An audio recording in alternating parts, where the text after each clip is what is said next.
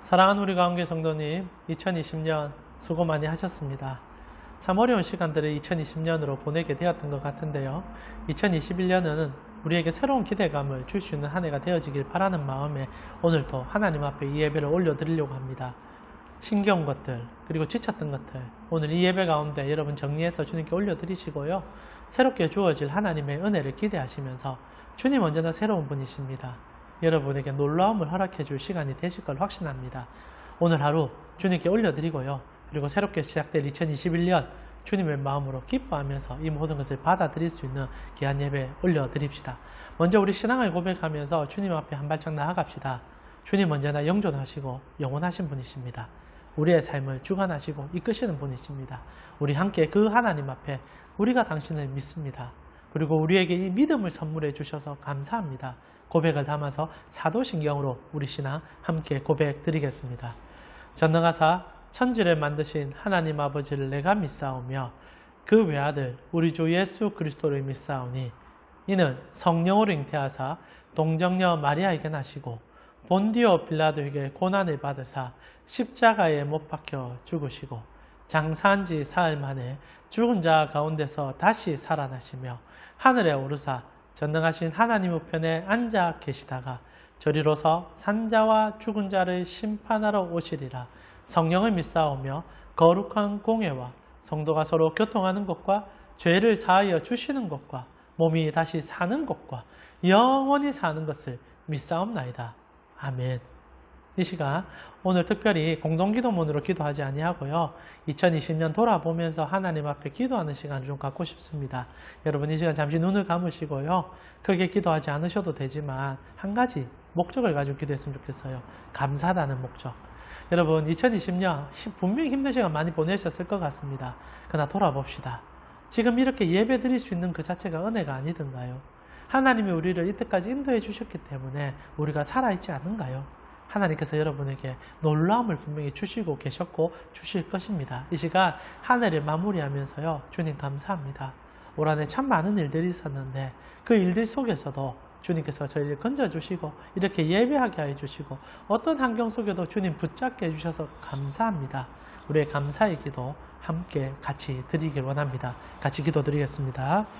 하나님 감사합니다. 우리 가운데 일하시는 하나님께서 오늘도 우리 마음에 아버지의 놀라움을 드러내 주시고 이끌어 주실 것을 기뻐합니다. 하나님 우리 가운 식구들이 오늘도 이 한 해를 마무리하는 예배 가운데 주님께 감사의 제목을 올려드립니다. 정말 올해 너무 많은 일들이 있었습니다.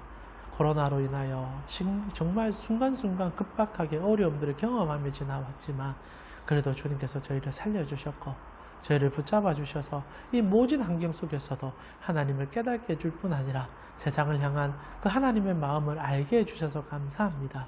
오늘 이 시간 다시 한번 주님 앞에 우리의 삶을 정리하며 주님께 놀라움을 드리는 시간 되어지길 원합니다. 우리 삶 자체가 경이로웠고 우리 삶 자체가 기쁨이었고 우리 삶 자체가 은혜였음을 고백합니다. 아버지 다시 한번 주실 은혜를 기대하며 오늘 하루를 마무리하고 다가올 2021년 동안 주님께 올려드리고자 합니다. 우리 가운 식구들 오늘 머리 숙여 기도할 때 하나님 때문에 가슴이 따뜻함을 누리는 시간 되게 하여 주시고 주님 때문에 다시 한번 가슴이 벅찬 시간 되어지도록 인도하여 주시옵소서. 주께서 우리와 함께 하시고 우리를 채워주실 것을 믿습니다.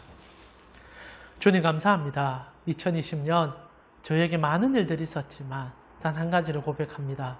주님이 살아계셨고 주님이 인도하셨고 지금까지 채워주셨다는 그 사실. 주님 언제나 주님 앞에는 감사할 것밖에 없음을 고백합니다.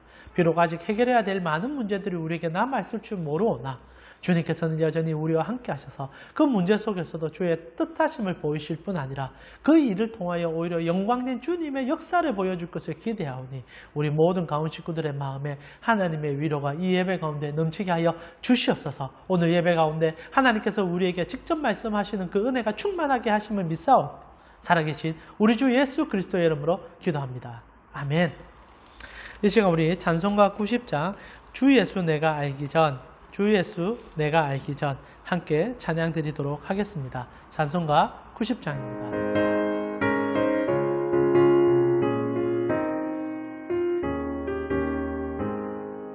주 예수 내가 알기 전 날 먼저 사랑했네. 그 되신 사랑 나타나 내 영혼 거듭났네. 주 내 맘에 늘 계시고 나 주의 안에 있어. 저 포도 비유 같으니 참 좋은 나의 친구. 내 친구 되신 예수님 날 구원하시려고 그 귀한 몸을 버리사 내 죄를 대속했네. 나 주님을 늘 믿으며 그 손을 의지하고 내 몸과 마음을 바쳐서 끝까지 충성하리.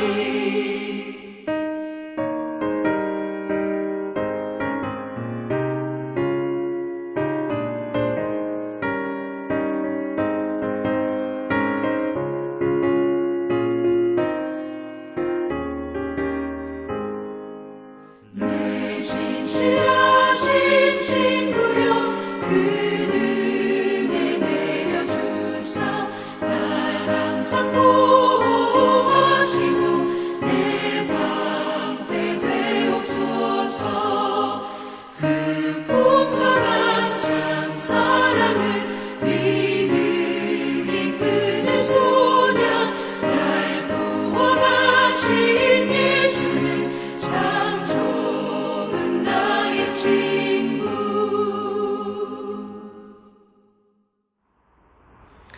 이 시간 우리 하나님 말씀 같이 읽도록 하겠습니다. 요한복음 12장 20절에서 26절 말씀입니다. 요한복음 12장 20절에서 26절 말씀.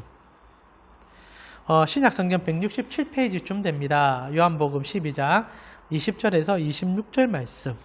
한 절씩 교독하고요. 마지막 26절 다 함께 읽도록 하겠습니다. 저는 대표적으로 다 읽도록 하겠습니다. 그러나 여러분 한 절씩 저와 함께 교독해 주시고 마지막 26절 다 함께 읽도록 합시다.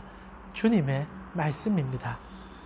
명절에 예배하러 올라온 사람 중에 헬라인 몇이 있는데 그들이 갈릴리 베세다 사람 빌립에게 가서 청하여 이르되 선생님이여 우리가 예수를 배우고자 하나이다 하니 빌립이 안드레에게 가서 말하고 안드레와 빌립이 예수께 가서 여쭈니 예수께서 대답하여 이르시되 인자가 영광을 얻을 때가 왔도다.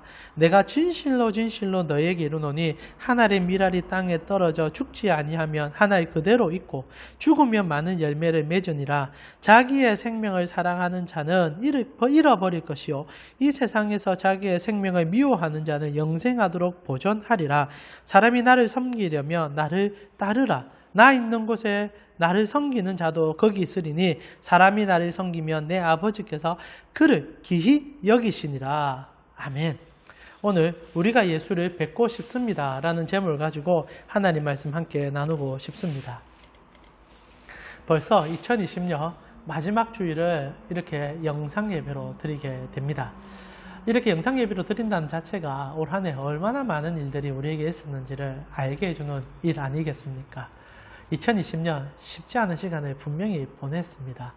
그러다 여러분에게 2020년은 어떠하십니까? 아마 각자 마음에 여러 가지 생각이 드실 것 같아요. 저희가 온교회가 2020년 처음 시작할 때 올 한 해 표어로 독수리 날개쳐 올라가는 가온교회라는 타이틀을 잡았었습니다. 물론 2019년에 기도하는 가운데 하나님께서 제 마음에 담아주셨던 말씀이기도 했었습니다. 그러나 저에게 있어서 올 초는 독수리가 날개가 꺾여진 한 해 같았던 느낌이 있었습니다. 나르려고 했는데 뭔가 날개가 꺾인 것 같은 코로나뿐만 아니라 여러 가지 환경적 요인으로 인해서 참 쉽지 않은 시간을 보내고 있었어요. 그러나 기쁘게도 2020년을 마무리할 때 저희는 정말 독수리가 되었고 날개를 쳤으며 하나님을 향하여 날아 올라갔었습니다. 정말 기쁜 한 해였던 것 같아요. 환경은 녹록지 않았는데 독수리라는 짐승이 어떻습니까? 독수리라는 것은요, 참새와 비둘기와 다르게 평온함을 추구하는 동물이 아닙니다. 어려운 순간에 날갯짓을 하며 더 높은 곳을 향하여 그 주님을 위하여 앙망하는 그것이 독수리의 자세 아니었던가요? 그렇게 생각해 볼 때 2020년은 정말 가온교회가 독수리가 되었던 것 같아요. 주님 때문에, 주님으로 인하여 그 어떤 한 해보다 주님을 생각했던 시간들이 많았던 그 시간들, 때로는 함께 예배를 드리지 못하기 때문에 더 처절하게 주님 앞에 매어 달리려고 했고 서로의 관계성을 유지하기 위하여 끊임없이 기도해서 특별히 올 한 해에 있어 저에게 독수리가 된 어떤 거는 1대1 양육이 시작됐던 그 부분이 아닌가 싶습니다. 아직 1대1 양육을 받지 못하신 분들도 많이 있을 것 같지만 우리 성도들 가운데 한 반 이상은 지금 1대1 양육을 받으셨습니다. 얼마나 좋은 시간들이었는지 몰라요. 정말 본질이 무엇인지를 다시 한번 느낄 수 있는 한 해가 저에겐 되었었습니다. 가온교회도 그리 된 것 같고 아마 여러분도 그리 하셨던 것 같습니다. 첫 시작은 힘든 것 같아 보였지만 마무리할 때요. 저희는 진짜 독수리가 된 것 같습니다. 어떤 어려움 속이라도 날개 칠 수 있는 돈을 의지하지 아니하며 사람을 의지하지 아니하며 환경을 보지 아니하며 오직 여호와를 앙망하는 한 해가 우리 가운데 주어지지 않았었습니까? 기뻐하고 기뻐하는 이 예배가 되고 있음을 가슴 떨림으로 고백합니다. 그러면서 또한 2021년을 저희가 준비하게 됩니다. 올해도 제가 이 연말을 지나오면서 참 하나님께 매어 달릴 때 하나님께서 이 말씀을 오늘 주셨어요. 오늘 여러분과 함께 읽었던 21절 말씀입니다. 우리가 예수님을 뵙고자 합니다. 예수님을 뵙고 싶습니다. 2021년에는 그 무엇보다도 예수님 보기 위해, 뵙기 위해 우리의 시간을 다 쓸 수 있는, 우리의 삶을 드릴 수 있는 한 해가 되고 싶습니다. 그래서 오늘 한 해를 마무리하고 내년에 기대하는 이 예배 가운데 우리의 주제 성구이기도 한 이 요한복음 12장 21절 말씀 가지고 여러분과 함께 그 말씀의 깊이 속에 들어가 다시 한번 우리가 왜 이 땅에서 존재해야 되는지, 그리고 우리는 이 땅에서 무엇을 해야 되는지를 깊이 인지하고 주님으로 발돋아서 뛰어갈 수 있는 귀한 예배 시간 되어지기를 축원하며 축복합니다. 오늘 본문은요, 예수님을 향하여 정말 놀라운 사람들이 찾아온 얘기로 시작하고 있습니다. 그들이 헬라인 무리입니다. 20절에 보니까 명절에 예배로 올라온 사람 중에 헬라인이 며칠 있었다라고 되어 있습니다. 헬라인들이 예수님을 찾아온 거예요. 이게 얼마나 경이로운 일인지는 성경을 조금 아시는 분들에게는 이게 남다르게 느껴질 것 같습니다. 예수님 당시 때 예수님의 복음은 유대에게 한정되어 있었습니다. 넘어섰다면 아마 사마리아인들 가까이에 다가갔던 게 전부일 겁니다. 그러나 예수님의 마음은 온 세상을 향하여 늘 나가 있었고 그의 복음이 전 세계를 하나님의 그 발 앞에 무릎 꿇는 그날까지 나아가기를 원하고 계셨지요. 순종으로 나아가기를 기뻐하시는 예수님이셨습니다. 근데 예수님께서 이제 십자가를 며칠 후에 지시게 되는데 헬라인 무리가 찾아온 거예요. 이제 정말 주님의 복음이 온 세상을 향하여 나아가는 것의 시작점이 이곳인 것을 보여주고 있는 사건이죠. 그래서 예수님께서 헬라인을 만났을 때 정말 기뻐하십니다. 그런데 말입니다. 실제로 오늘 우리가 보고 싶은 것은 이 헬라인의 방문 속에 드러나 있는 복음의 비밀도 있겠지만 오늘 사도 요한이, 이 성경을 기록한 사도 요한이 우리에게 보여주고 싶은 미묘한 감정선, 복음을 대하는 사람들의 자세, 그것이 오늘 본문 속에 깊숙이 숨겨져 있다는 사실이죠. 그래서 우리가 오늘 핀셋으로 꼭 집어서 좀 볼 필요가 있습니다. 거기서 우리가 좀 보게 되는 인물이 빌립이라는 인물이에요. 오늘 본문을 보면 이 헬라인들이 방문을 하게 되는데 이들이 특이하게 빌립을 찾아가서 예수님을 뵙고 싶다는 얘기를 한다는 것, 여러분 본문 속에서 보셨는지 모르겠습니다. 21절입니다. 함께 눈으로 보겠습니다. 그들이 갈릴리 베세다 사람 빌립에게 가서 청하여 이르되 선생님이여 우리가 예수를 배우고자 합니다 라고 얘기합니다. 왜 빌립을 찾아갔는지 성경은 얘기해 주지 않습니다. 그리고 빌립이 어떤 역할이기에 헬라인들이 그들을 찾아왔는지도 정확히 기록하지 않습니다. 그러나 여기서 사실 빌립의 미묘한 감정선은 이 성경이 기록해 주고 있다는 거죠. 실제로 헬라인이라는 사람들은요, 당시 유대인들에게 있어서는 쳐다보는 것만으로도 부러운 자들이 헬라인이었습니다. 여러분 물론 헬라는 망했습니다. 로마가 짓고 나면서 그리스 문화가 사실 이제 로마에 흡수되면서 헬라인들은 사실 그 정체성을 잃어버린 시점이었지만 아시다시피 로마 제국은 이 헬라의 모든 영향력 안에서 그리스 문화 속에서 꽃피었기 때문에 헬라인이라는 부름 자체가 배운 사람들, 그리고 고급 인력들, 그리고 나아가 조금 더 격이 높은 사람들로 인지되던 사이였다는 거죠. 근데 그 헬라인들이 무슨 이유인지 모르겠지만 오늘 유대에 방문해서 유월절을 지키러 왔다는 거죠. 개종한 헬라인인지는 정확히 알 수가 없습니다. 그러나 개종했겠죠. 그러니까 유대의 절기에 그들이 찾아왔을 것 같습니다. 그러나 그 존재성만으로도 어느 정도 인지를 주고 있는 그들이 오늘 예수를 방문하러 온 거예요. 근데 놀라운 것은 그 헬라인들이 빌립을 방문했다는 겁니다. 근데 참 재밌는 게요. 오늘 성경에 우리 한글 성경은 이 미묘한 감정을 많이 죽여놨는데 이들이 방문했을 때 빌립에게 찾아갔다는 것과 빌립을 부르는 호칭 속에 그 빌립의 감정이 드러난다는 거죠. 실제로 오늘 이 헬라인들이 빌립을 찾아왔을 때 이렇게 불러줍니다. 이르되 선생이여 우리가 예수를 뵙고자 합니다. 선생이여 라는 단어를 쓰지요. 빌립이란 사람을 찾아갔는데 선생이란 단어를 쓰고 있다는 겁니다. 이 선생이란 단어가 한글 성경으로 그냥 보게 되면은 그냥 조금 더 격식 있게 불러주는 표식으로 느껴지지만 헬라 원문도 들어가면 느낌이 확 달라집니다. 이 선생이여라는 단어는요, 헬라어로 퀴리오스라는 단어를 쓰죠.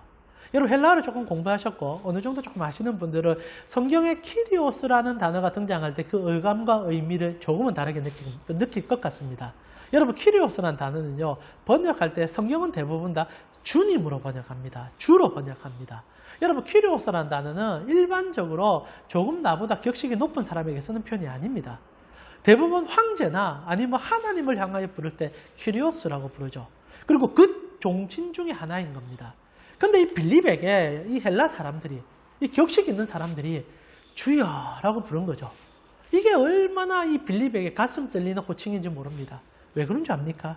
요한은 사실, 사도 요한은 빌립은 그렇게 불려질 수 없는 사람인 것을 이 본문 안에 숨겨놨기 때문입니다. 여러분 한번 21절 다시 한번 눈여겨보면요, 빌립을 소개할 때 이런 호칭구를 붙여놨습니다.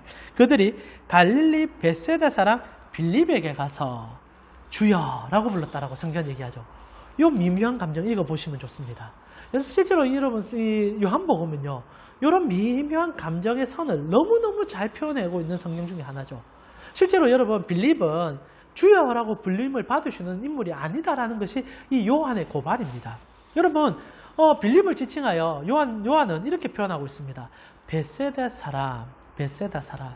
그럼 도대체 벳세다라는 것이 어떤 지역이기에 이것을 중요한 구절로 적어 놓으면서 이가 왜 주님으로 불리고 있는지에 대한 이 감정의 표현을 이 요한이 해주냐는 거죠.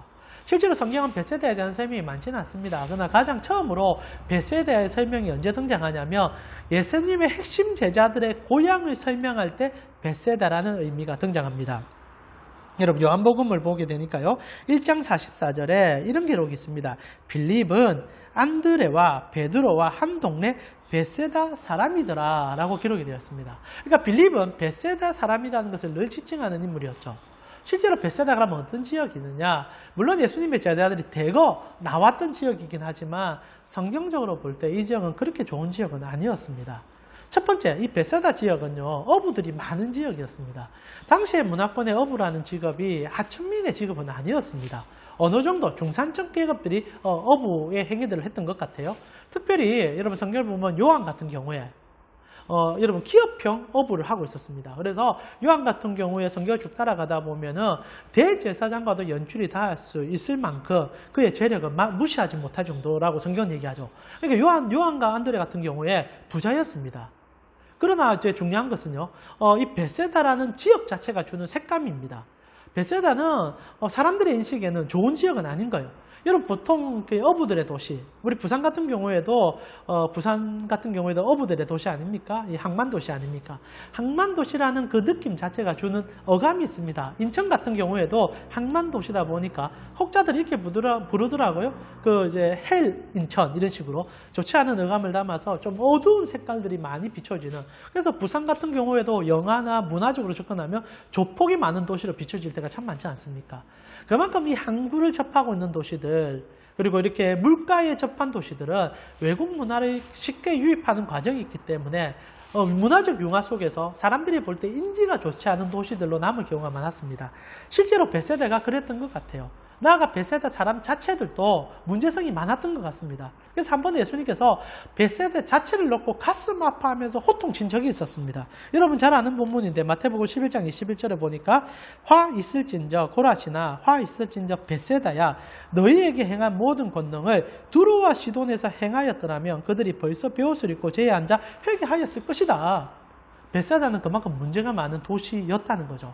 그래서 벳세다에 있는 모든 사람이 다 그러지는 않겠지만 그 지역 특색 자체가 썩 좋은 지역은 아니었다는 겁니다. 그러니까 오늘 이 성경을 기록한 요한이 빌립에 대한 얘기를 해주면서 그가 어느 지역 출신인지를 얘기해주고 있는 거예요. 그는 그렇게 존경받을 만한 사람은 아니었다라는 의감을 잡고 있는 겁니다. 그런데 오늘 재밌는 것은 그가 주라는 소리를 들었다는 거죠. 그것도 격식 있는 헬라인들에게. 그래서 그 미묘한 그 감정선 속에 빌립이 얼마나 기분이 좋아했을까, 기분이 얼마나 좋았을까를 여러분 조금 더 읽어낼 필요가 있습니다. 그리고요, 이 요한복음은 이 빌립이 이 기분 좋아함을 극단적인 상황으로 치닫게 만드는 키가 되는 것을 보여주게 되죠. 그것이 다음 구절입니다. 여러분 다음 구절을 보면 이런 재밌는 구절이 있습니다. 빌립이 22절입니다. 안드레에게 가서 말하고 안드레와 빌립이 예수께 가서 여짜오니. 여러분 이 21절 그리고 22절의 이 감정선을 여러분 읽으려면 실제로 요한복음 전체 분위기뿐 아니라 요한복음의 이 두 사람 사이에 일어난 일을 좀 읽을 필요가 있습니다. 왜 하필 빌립은 안드레를 찾아갔을까요? 그리고 안드레는 왜 빌립과 함께 예수께 나아가게 되었을까요? 그리고 빌립은 왜 주님이라는 소리를 들었을 때 안드레를 찾아갔을까요?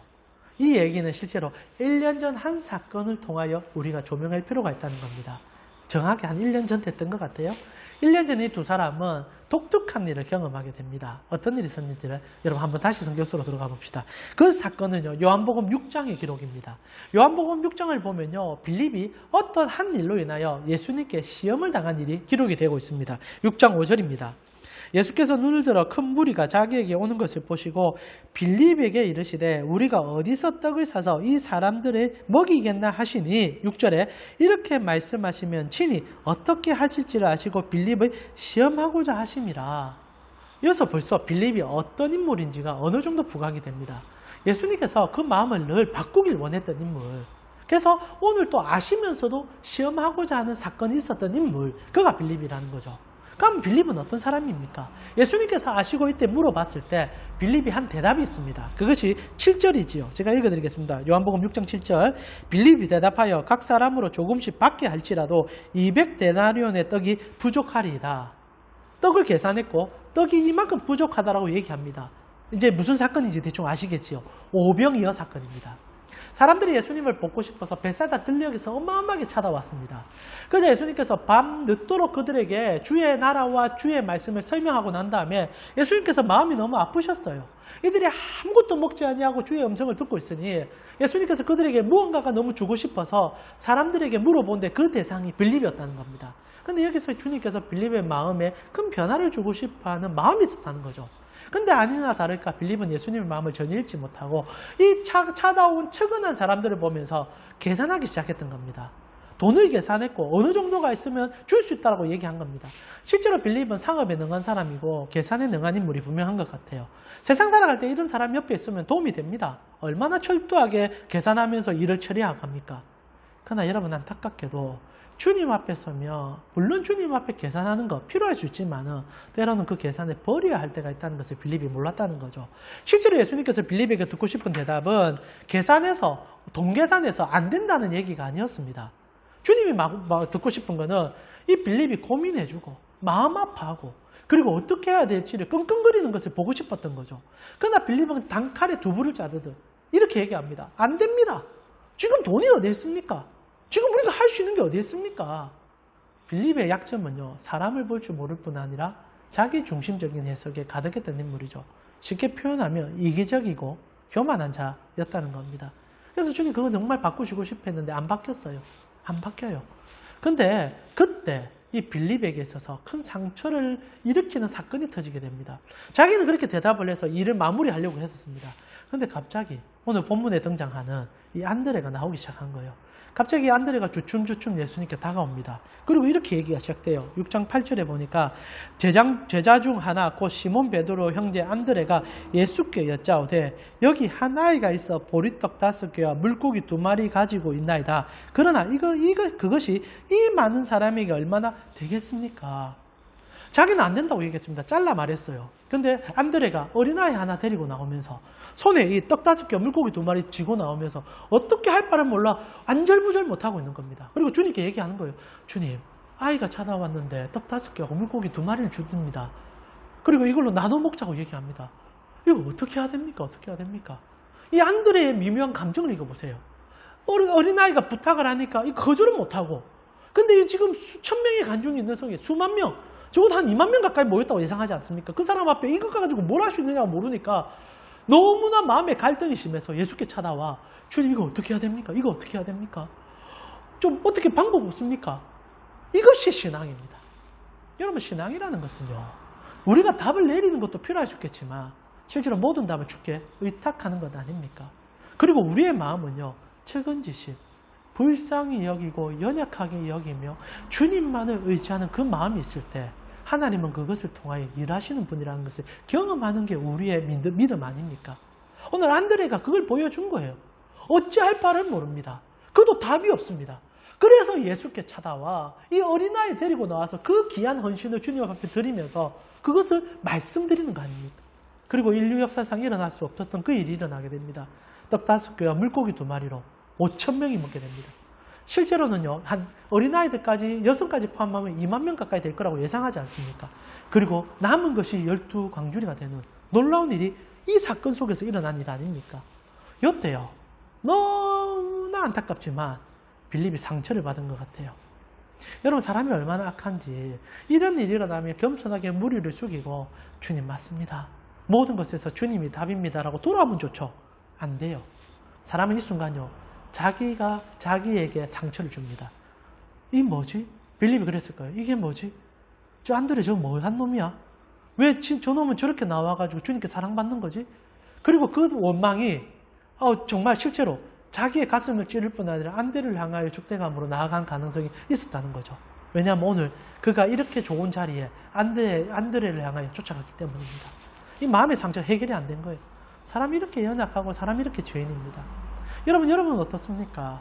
누군가 잘 되면 그것을 기뻐해 주는 것, 그것까지는 바라지 않습니다. 무언가 오름이 드러나면 그 오름에 머리 숙이는 것이 우리가 되어야 될 것인데 내가 추구하는 방향, 내가 생각하는 방향과 그것이 대치되면요. 우리는 칼을 빼듭니다. 참 우리 못했어요. 오늘 빌립이요. 이 사건 속에 이 장면을 유출하고 있는 겁니다. 헬라인들 찾아와서 자기에게 퀴리오스라고 불러줍니다. 여러분 헬라인들이 빌립에게 퀴리오스라고 불렀겠습니까?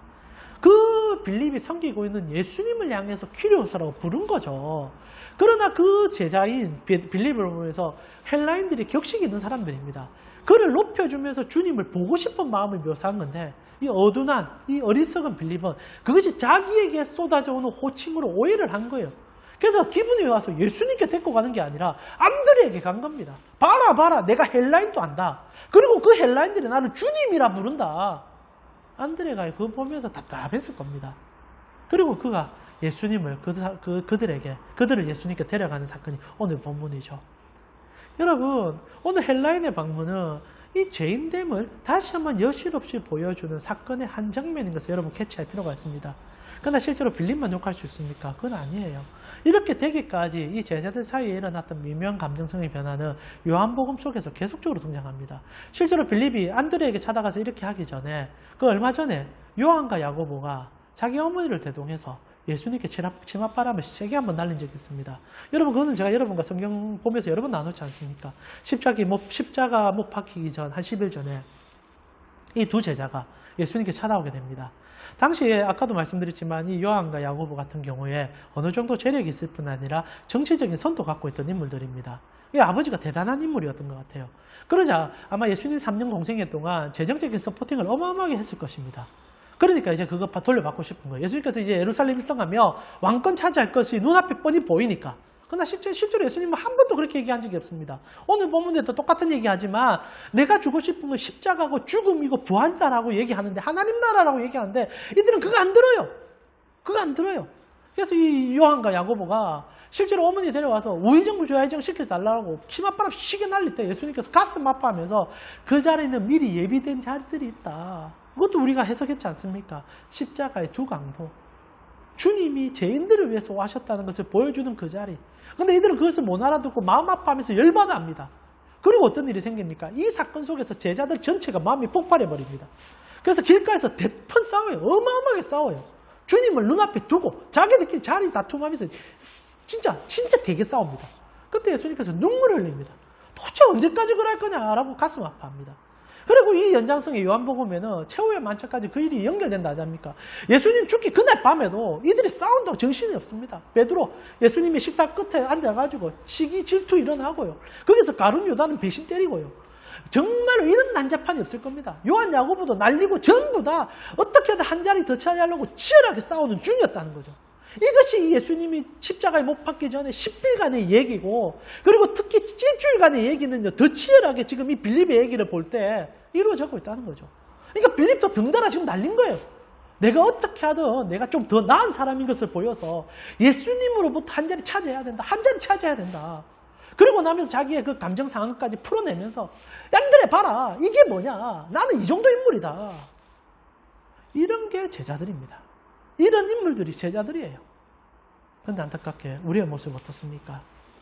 2020년 마무리하면서 우리도 정말 순수하게 예수님만 따랐습니까? 예수님이 주시는 것, 예수님으로부터 받으시는 것, 거기에 목이 메여서 실제로 본체 예수님 보지 못하는, 정말 하나님 한 분을 바라보지 못하는 시간들을 혹시나 보내지는 않았는지 돌아보게 됩니다. 그런데 너무나 감사하게요. 오늘 한 집 인물들이 이 모든 것을, 하나님 마음을 시원하게 해줄 뿐 아니라 성경이, 그리고 우리가 가야 될 길을 잘 묘사해주고 있다는 사실이죠. 그들이 헬라인입니다. 여러분, 오늘 21절이 너무나 중요하고 2021년 우리의 주제 선고가 되는 것은 이 헬라인들의 마음 자세 때문입니다. 이들의 마음을 보시고 예수님이 얼마나 기뻐한지 몰라요. 그 얼마나 기뻐하셨는지 나중에 이들에게 나의 십자가가 어떠하시는지를 정확하게 헬라인에게 설명할 뿐 아니라 하나님께서도 직접 이 헬라인들에게 말해줍니다. 우리가 함께 읽진 않았지만 여러분 28절 한번 볼까요? 여러분 요한복음 12장 28절을 보니까 예수님께서 이 헬라인들에게 설명을 다 마치고 나니까 갑자기 이런 얘기가 딱 나옵니다. 28절에 아버지여, 아버지의 이름을 영광스럽게 하옵소서 하시니 이에 하늘에서 소리가 나서 이르되 내가 이미 영광스럽게 하였고 또다시 영광스럽게 하리라 하시니, 하나님이 직접 헬라인들에게 얘기한 거예요. 그리고 그 주위에 있는 사람들까지 같이 듣게 됩니다. 실제로 여러분 이 뒷구절을 보면 이들이 이 음성을 정확히 분별을 못합니다. 천둥이 쳤다는 사람도 있고요. 이 놀라움에 경악을 하지 못한 사람들도 등장합니다. 그러나 중심은 이거죠. 헬라인들의 마음을 주님께서 읽으셨고 그 마음의 깊이 속에서 주님이 얼마나 기뻐하셨는지 하늘에 계신 아버지까지 얘기할 정도였다는 겁니다. 그럼 그들의 마음이 무엇이었습니까? 근데 그게 너무너무 단순한 얘기예요. 그들이 하고 싶은 게 딱 하나였습니다. 21절에 나오는 마음입니다. 그들이 뭘 원합니까? 21절 다시 한번 봅시다. 제가 읽어드릴게요. 그들이 갈릴리 베세다 사람 빌립에게 가서 청하여 이르되 선생님이여, 선생이여. 그리고 중요한 구절이 나옵니다. 우리가 예수를 배웠고자 합니다. 마음은 딱 하나예요. 뵙고 싶습니다. 뵙고 싶습니다. 근데 여기서 뵙다란 단어, 보다는 단어가요, 굉장히 중요합니다. 여러분 헬라어는 적어도 네 가지 단어를 써서 본다는 표현을 합니다. 가장 많이 쓰는 단어가 블랙포라는 단어죠. 이거는 단순히 뭔 사물을, 그냥 사물을 눈으로 훑어보는 것을 얘기합니다. 실제로 여러분 우리 한국말에도 본다는 단어가 적어도 두 가지 이상의 단어가 내포되어 있습니다. 한자말로 보면 그것이 구분이 되더라고요. 여러분 대부분 다 우리가 눈으로 본다고 표현할 때 한자말로 견이라는 단어를 씁니다. 볼견. 이 견이라는 것은 그냥 이렇게 쑥 보는 거예요. 눈에 보이는 것들을 보는 것으로 느끼는 겁니다. 근데 여기서 조금 더 나가는 단어가 있습니다. 관이라는 단어죠. 관. 관찰할 때 그 관입니다. 이 관이라는 것은 꿰뚫어 보는 거예요. 안으로 들어가서 그 의미가 무엇인지를 분석하는 봄을 얘기할 때가 있습니다. 실제로 여러분 헬라어에도 이 단어의 구분이 우리나라 말보다 더 많아요. 적어도 네 가지 쓰고요. 대부분 다 블랙포란 단어로 해석합니다. 그런데 오늘 본문은요, 이런 단어가 아니에요.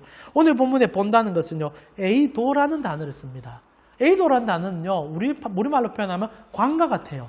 꿰뚫어 보겠다는 겁니다. 무슨 말입니까? 지금 헬라인의 방문은요, 목적이 분명한 겁니다. 예수 당신이 누군지를 가르쳐 달라는 겁니다.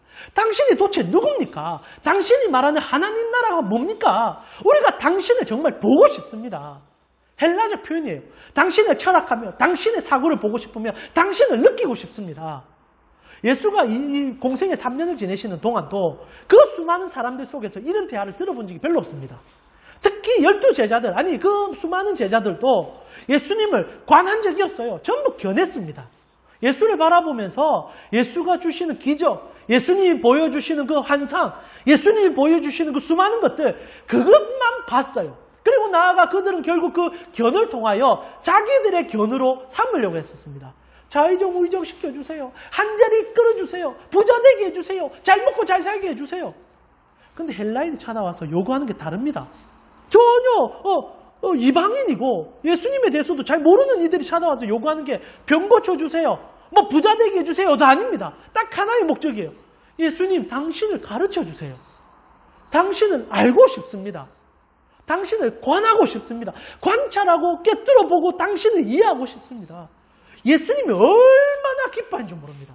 이 단어 하나가 예수님의 마음에 흥분을 유발시켰다니까요. 결국 하나님까지 헬라인들에게 말해주고 있습니다. 이는 내 독생자다. 그것이 그 어떤 가르침보다 중요한 가르침 아닌가요? 헬라인들의 이 놀라움이 2021년 우리가 가져야 될 놀라움이라는 사실입니다. 여러분, 우리가 예수를 겨내서는 안 됩니다. 우리는 예수를요, 관찰하고 관해야 됩니다. 그리스도를 꿰뚫어 봐야 돼요. 그것이 신앙의 본질 아니던가요? 여러분 교회 생활 왜 합니까? 여러분, 우리 가운교회 왜 오십니까? 2021년 제가 여러분에게 부족하지만 약속드릴 수 있는 것, 우리는 예수를 보게 될 것입니다. 끊임없이 예수를 보고자 할 것입니다. 여러분, 만약 우리 교회에서 다른 것을 견한다면 우리 교회는 소망이 별로 없어 보일 거예요. 실제로 여러분 신앙을 견하고 싶다면 더 좋은 것으로, 더 화려한 것으로 찾아가면 됩니다. 그러나 여러분이 2021년 이곳에서 함께 달려갈 수 있는 것은 여전히 그리스도를 관하고 싶어 하기 때문이라고 저는 믿고 싶습니다. 오히려 없기 때문에, 부족하기 때문에 그리스도를 더 보기 좋다라고 인지하고, 그래서 주님 앞에 더 나아갈 수 있는 시간들이 2021년 여러분에게 되어지기를 정말 축복하며 축복하고 싶습니다. 여러분, 빌립의 모습을 한번 보십시오. 헬라인들 찾아와서 주여 불러주니 꺾기 힘들어갑니다. 이게 우리의 교회 생활이 되었어야 되겠습니까?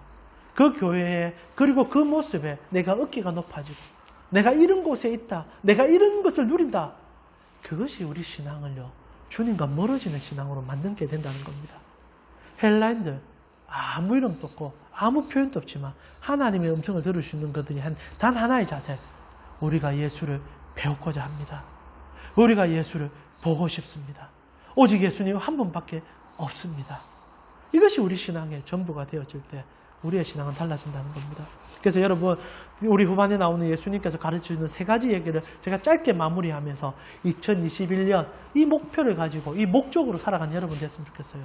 그럼 어떻게 예수를 관할 수 있습니까? 견하지 아니하고 관할 수 있습니까? 예수님은 그것을 세 가지 관점으로 가르쳐 줍니다. 첫 번째, 하나의 미랄이 된 교회와 성도가 될 때 예수님을 관할 수 있다는 겁니다. 24절이에요. 내가 진실로 진실로 너에게 이르노니 하나의 밀이 땅에 떨어져 죽지 아니하며 하나를 그대로 있고 죽으면 많은 열매를 맺는다. 여러분, 교회 오는 이유가 뭡니까? 딱 하나입니다. 하나의 미랄이 땅에 떨어져 죽은 것 보기 위해서 오는 겁니다. 이건 뭡니까? 십자가. 우리 구주 예수 그리스도께서 인간이 되어 그가 죽어주는 그날, 온 인류가 그분과 함께 영생의 길을 맞이하게 되었다는 그 사실, 그것을 우리가 보기 위해서 교회 오는 건 아닙니까? 우리는 십자가에 죽어주신 주님을 보러 교회 오는 겁니다. 화려함, 쌓여있음, 좋음이 아니라 십자가에 아무것도 없이 맨몸으로 달려 계신 그 하나님 보러 교회 오는 것 아닙니까? 2021년 우리는요, 하나의 미랄이 되신 예수를 바라보아야 될 것입니다. 그것이 여러분과 저를 살리는 일이에요. 그래서 예수를 관하실 때 십자가를 묵상하시고 십자가로 나아가시면 됩니다. 그리고 두 번째, 자신의 생명을 미워하는 교회와 성도가 되어야 합니다. 25절, 자기의 생명을 사랑하는 자는 잃어버릴 것이요 이 세상에서 자기의 생명을 미워하는 자는 영생하도록 보존한다. 두 번째, 어떤 겁니까? 십자가와 내가 죽었음을 기억하는 교회. 여러분, 교회는요, 자기 것을 자랑하는 것이 아닙니다. 빌립 보세요. 헬라인이 주여 불러줬다고 안드레에게 찾아가서 자랑합니다. 주님이 속이 천불이 났을 거예요. 우리 주님의 십자가에 죽어서 맨몸으로 매달라서 발가벗겨 죽으셨는데 제자들은 더 하나 껴입으려고 난리가 난 겁니다. 그래서 주님이 말하는 거예요. 너희는 나와 함께 죽은 자들이다. 그리고 나와 함께 다시 산 자들이 아니냐. 그래서 나만 바라보고 나와 함께 나아가자. 교회는요, 예수 한 번 바라보면서 예수와 함께 나아가는 자들이 되는 거예요. 그래서 내가 사랑하는 세상의 것들을 미워하는 작업들이 일어나는 것이 교회 일들입니다. 여러분, 빌립처럼 어깨에 뽕 넣는 그런 일들이 교회 안에서 사라져야 된다, 이 얘기예요. 교회 안에서 돈 자랑, 자동차 자랑, 세상 자랑, 아파트 자랑 해서는 안 된다는 얘기입니다. 교회 와서는요, 내가 주님 앞에 얼마나 더 무릎을 꿇고 있는지를 말하지 않아도 보여줄 수 있는 곳이 되어질 때 우리 모두는 주님의 하나님 나라를 누릴 수 있게 된다는 사실 아닙니까? 그래서 주님 안에 내가 죽었음을 깨닫고 주님 안에서 내가 살았음을 다시 한번 경험하는 거예요. 나아가 영생의 기쁨이 있어야 되는 그 상황입니다. 우리에게는 영원한 것을 선물로 받은 자들이 우리 아닙니까?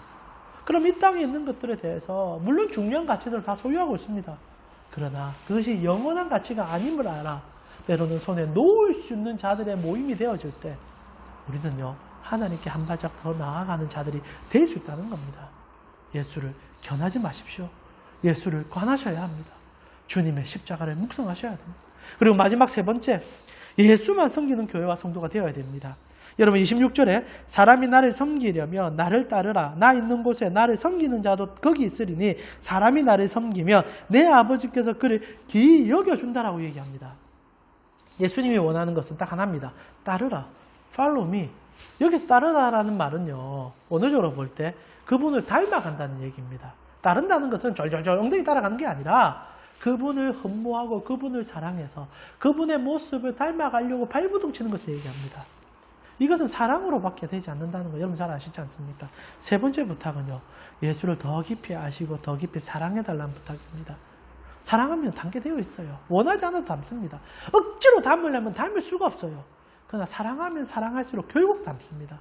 여러분 자녀들이 여러분을 닮았지 않습니까? 그리고 여러분도 누군가를 닮아갈 때 어떻게 닮아가기 시작합니까? 내가 존경하고 사랑할 때 닮는 거 아닙니까? 결국 예수를 따른다는 것은요. 예수를 더 깊이 사랑하고 예수를 더 깊이 알아가고 나아가 결국 예수가 원하는 삶을 살아갈 수밖에 없는 삶으로 살아달라 이 얘기 아닙니까? 2021년에는 예수를 사랑해 주세요. 그래서 여러분에게 정말 부탁드립니다. 말씀을 많이 보셔야 해요. 어느 곳에서 우리가 예수를 따를 수 있습니까? 여러분 관념 속에서 만들어진 예수를 따라서는 안 돼요. 66권 기록되어 있는 예수를 보시고 특별히 신약성경에 기록되어 있는 예수의 형적을 마음에 새겨서 그분이 이렇게 사랑하셨구나. 이분이 어떻게 분노하셨구나. 이분이 어떻게 희생하셨구나. 이분이 어떤 사랑으로 부어주셨나를 깨달아 갈 때 우리는요 살아가는 삶의 그 형상들과 냄새가 나타나기 시작한다는 거예요. 그래서 2021년에는 하나님 말씀 더 많이 보셔야 합니다. 지금 우리가 아침에 4구절씩 올려드리고 저녁에 저녁 묵상하고 있습니다. 그거 작아요. 부족해요. 그거 가지고 예수 알아가기 쉽지 않아요. 그러나 그것도 안 한다면 여러분 2021년에도 우리는요 빌립과 똑같아질 줄 모릅니다. 어깨 뽕 넣어가지고 또 어깨 올려가면서 그것이 전부인 줄 알다가 실망하고 자갈하고 연말 되면요 주님 왜 나에게 또 안 주셨습니까 하고 불평불만밖에 안 한다니까요. 그러나 결국 겸손하게 낮아질 때 주님 바라볼 때 2021년 연말에는 물론 지금도 여러분 기쁨으로 맞이하시겠지만 더한 기쁨이 분명히 주어질 겁니다. 그리고 이렇게 얘기할 거예요. 내가 2021년 예수를 배웠습니다. 예수님을 조금 더 사랑하게 되었습니다. 그리고 말씀을 통하여 주님을 보았습니다. 그 말을 할 수 있었으면 얼마나 감격하겠습니까? 2021년 여러분 예수를 정말 관할 수 있기를 기도합니다. 말씀 마무리하면서요. 2021년 저는 더욱더 이 예수님 여러분에게 소개하겠습니다. 그리고 함께 갑시다. 2021년 예수님 더 깊이 알아가고요. 그 말씀 속에 여러분 정말 깊이 들어가서 때로는 부족할 수 있고 저도 연약해서 제대로 여러분에게 그 관을 설명하지 못할 때도 있을 것입니다. 그러나 함께 알아갔으면 좋겠습니다. 그래서 2021년에는 내가 예수님을 닮아가기 원합니다. 예수 때문에 행복합니다. 예수 때문에 하나님 나라를 흠모합니다. 라고 말할 수 있는 여러분 되기를 축원합니다. 이 시간 찬송가 288장 찬송가 288장 예수로 나의 구주 삼고 함께 찬양드리겠습니다.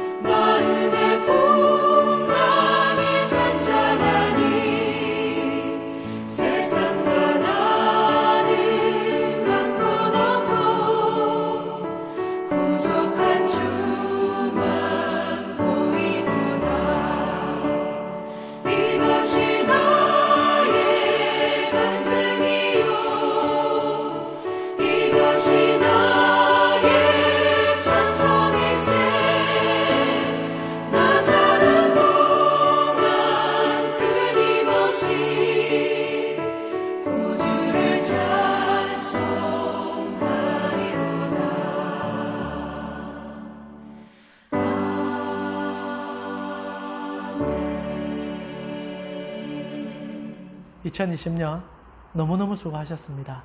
오늘 이 마지막 예배 주님께 올려드렸습니다. 그리고 새롭게 주어질 2021년 하나님께서는 새로움으로 여러분에게 분명히 다가오실 것입니다. 기대함으로 여러분 나아갑시다. 제가 여러분을 위하여 함께 기도하면서 주님께로 나아갑시다.